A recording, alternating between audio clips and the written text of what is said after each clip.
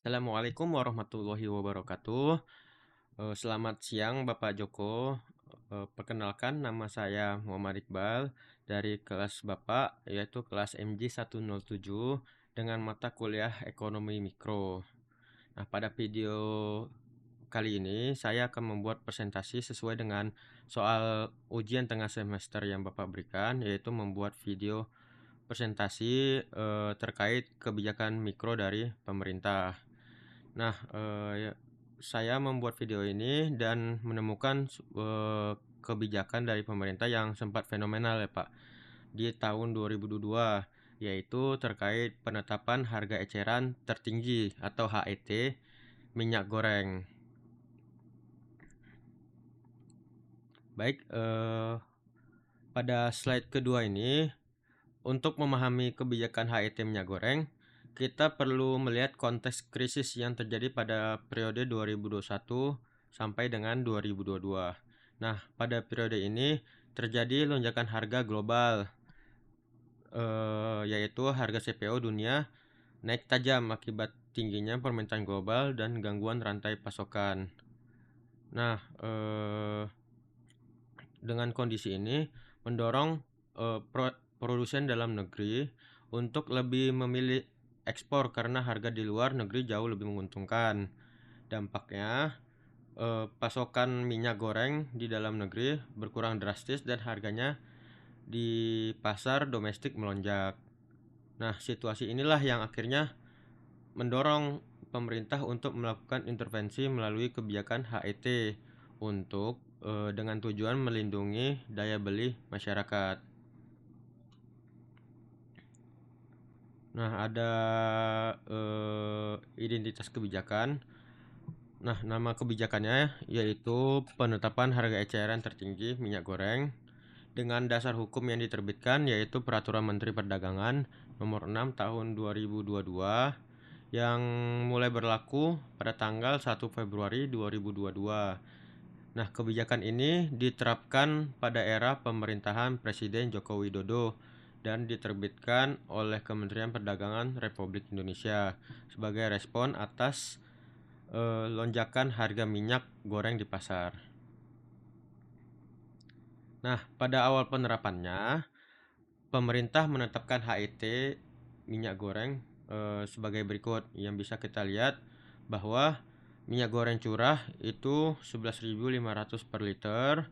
Lalu ada minyak goreng kemasan dihargai dengan 13.500 rupiah per liter. Lalu ada kemasan premium dengan harga 14.000 rupiah per liter. Namun perlu saya tekankan bahwa kebijakan ini tidak berlangsung statis. Nah, pada tanggal 16 Maret 2022 melalui Permendak nomor 11 tahun 2022, pemerintah mencabut HET untuk seluruh minyak goreng kemasan. Nah, sejak saat itu hanya minyak goreng curah yang tetap memiliki HET, sedangkan minyak goreng kemasan kembali mengikuti mekanisme harga pasar. Nah, latar belakang adanya kebijakan ini yaitu berkaitan dengan dinamika pasar global dan domestik. Nah, kenaikan harga CPO global membuat produsen sawit dan minyak goreng lebih tertarik mengekspor produknya. Akibatnya, pasokan di dalam negeri berkurang dan harga minyak goreng melonjak di tingkat konsumen. Nah, dampak sosial dari kondisi ini cukup besar, terutama bagi rumah tangga yang berpenghasilan menengah ke bawah yang biasanya bergantung ya pada minyak goreng sebagai kebutuhan pokok sehari-hari. Oleh karena itu, pemerintah menilai bahwa intervensi pasar menjadi langkah yang diperlukan. Seperti itu. Lalu ada tujuan kebijakan HET. Nah, tujuan kebijakan dari HET ini tentunya khususnya HET minyak goreng adalah untuk menjaga keterjangkauan harga bagi masyarakat. Nah, khususnya kelompok menengah ke bawah.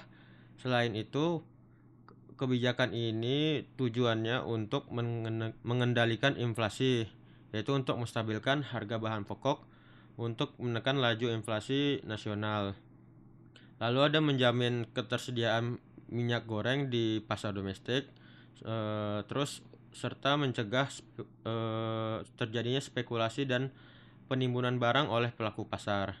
Nah, secara umum, kebijakan ini dirancang sebagai bentuk perlindungan konsumen dari situasi krisis.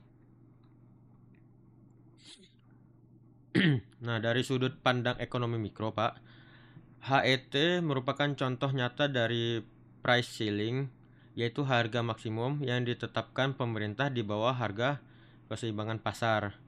Ketika harga dipaksakan berada di bawah harga equilibrium, pasar tidak dapat mencapai titik keseimbangan alaminya. Dalam teori yang dijelaskan, yaitu dalam teori ekonomi mikro, kondisi ini berpotensi menimbulkan shortage atau kelangkaan barang. Nah, dari sisi permintaan, penetapan HET menyebabkan harga minyak goreng menjadi lebih murah dibandingkan harga pasar.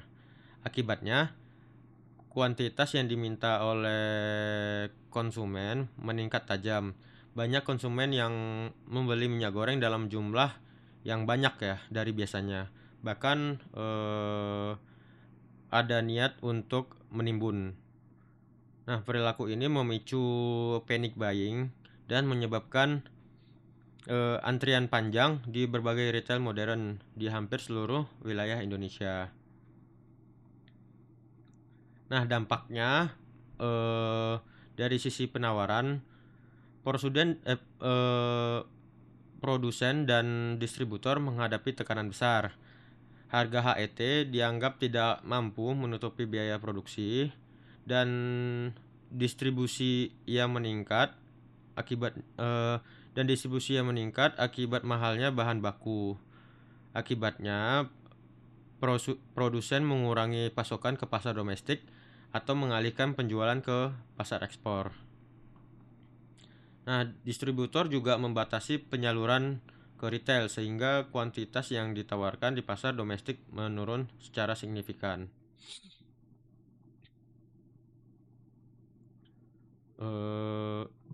Nah, ketika kuantitas yang diminta lebih besar daripada kuantitas yang ditawarkan, maka terjadilah shortage atau kelangkaan.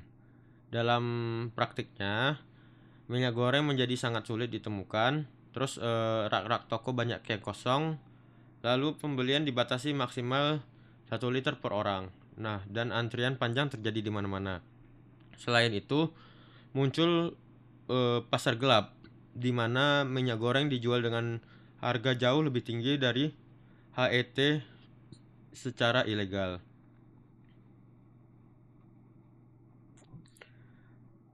Kebijakan HET juga menimbulkan berbagai distorsi lanjutan dalam perekonomian. Yang pertama, terjadi deadweight loss. Nah, artinya kerugian efisiensi karena pasar tidak beroperasi pada titik optimal. Kedua, produsen melakukan shrinkflation, yaitu mengurangi isi bersih atau ukuran kemasan untuk menekan biaya tanpa menurunkan kualitas yang diatur oleh SNI. Lalu ketiga, produsen mengurangi promosi dan inovasi serta terjadi distorsi distribusi ke jalur-jalur tidak resmi. Nah, karena itu dampaknya terhadap konsumen ada dua. Ada dampak positif dan dampak negatif. Secara teori, konsumen seharusnya diuntungkan oleh harga yang lebih murah. Itu dampak positifnya. Namun, dalam praktiknya konsumen justru mengalami kerugian. Barang menjadi langka, waktu dan tenaga terbuang untuk ngantri, dan banyak konsumen terpaksa beli minyak goreng di pasar gelap dengan harga yang jauh lebih mahal. Nah, dengan demikian, manfaat harga murah tidak benar-benar dirasakan oleh konsumen itu sendiri. Lalu ada dampak terhadap produsen. Nah, bagi produsen, kebijakan HET ini menyebabkan margin keuntungan turun drastis. Sebagai respon yang rasional, produsen mengalihkan penjualan ke pasar ekspor yang lebih menguntungkan dan mengurangi pasokan untuk pasar domestik. Dalam perspektif mikroekonomi, tindakan ini sebagai bentuk penyesuaian produsen terhadap price ceiling yang nggak sesuai dengan kondisi pasar. Nah, ada juga dampak terhadap pedagang. Pedagang juga ada dilema besar. Kadang kebanyakan dari mereka nggak bisa jual minyak goreng sesuai dengan harga pasar. Sementara biaya pengadaannya tetap tinggi. Banyak pedagang kecil akhirnya memilih untuk tidak menjual minyak goreng karena mengalami kerugian. Nah, di sisi lain, justru pemerintah melakukan pengawasan harga yang ketat sehingga muncul transaksi-transaksi yang enggak resmi atau penjualan di bawah meja, yaitu beberapa pedagang menjual secara sembunyi-sembunyi dengan harga di atas HET untuk menutup kerugian. Nah, karena hal tersebut, adanya perubahan kebijakan. Karena kebijakan HET menimbulkan kelangkaan yang makin parah, nah pemerintah melakukan penyesuaian kebijakan. Pada tanggal 16 Maret tahun 2022, pemerintah mencabut HET minyak goreng kemasan dan mengembalikan harganya ke mekanisme pasar. Lalu selanjutnya, pemerintah menetapkan skema Domestic Market Obligation atau DMO dan Domestic Price Obligation atau DPO untuk menjamin pasokan CPO bagi pasar domestik. Nah, sementara itu HET minyak goreng yang curah itu tetap dipertahankan dengan skema subsidi sehingga pasokan berangsur membaik. Nah, pada pembahasan tadi bisa didapat kesimpulan kalau kebijakan HET minyak goreng ini merupakan contoh nyata dari penerapan price ceiling yang tidak sesuai dengan kondisi pasar. Meskipun tujuannya itu baik untuk melindungi si konsumen, kebijakan ini justru menimbulkan distorsi besar seperti adanya kelangkaan barang, terus adanya pasar gelap dan adanya kerugian efisiensi. Setelah kebijakannya disesuaikan melalui mekanisme DMO DPO, kondisi pasokan dan harga minyak goreng mulai kembali stabil. Nah, kebijakan ini menjadi studi kasus penting dalam ekonomi mikro mengenai pentingnya kesesuaian antara regulasi harga dan mekanisme pasar. Oke, baik, demikian pembahasan saya, Pak, mengenai kebijakan HET minyak goreng dari perspektif ekonomi mikro. Terima kasih atas perhatiannya, Bapak Joko. Saya Muhammad Iqbal, saya undur diri. Terima kasih. Assalamualaikum warahmatullahi wabarakatuh.